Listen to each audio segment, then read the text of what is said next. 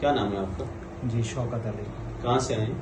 मैं चक नंबर 457 में से आया। ठीक है, आपने किस चीज़ का ऑपरेशन करवाया मालिक? मैंने पित्ता का ऑपरेशन करवाया। कैमरे वाला हुआ, चीरे वाला हुआ? कैमरे वाला, वो लैप्रोस्कोपी। लैप्रोस्कोपी। कैसा महसूस कर रही मालिक?